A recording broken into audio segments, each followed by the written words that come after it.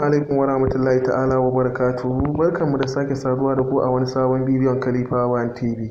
Yau zan nuna muku yadda za ku saka Facebook Profile Guard on. Wato shi wannan Facebook Profile Guard on kamar wani makari ne ko katanga ce da za ka saka a cikin Facebook Profile naka, wanda mutane ba za su iya yin saving profile picture naka ba kuma za su iya yin screenshot na posting ɗinka ba.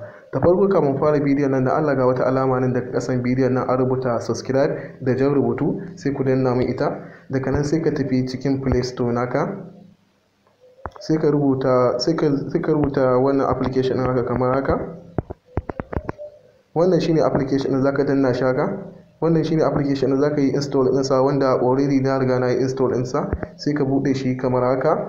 Zai nuna ma zaka yi login na bayananka, zaka shigar da lambar waya da password ɗinka, wanda babu matsala idan ka shigar. Idan ya shigo da cikin application ɗin kamar haka, sai ka danna wannan alamar daga ƙasan nan haka.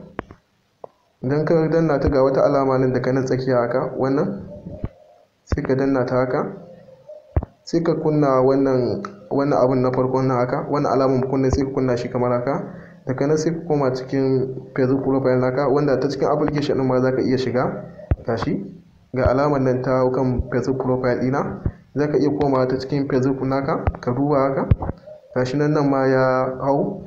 To da fatan za ku danna subscribing akan wannan tasha, sannan ku danna liking akan wannan bidiyo. Na gode.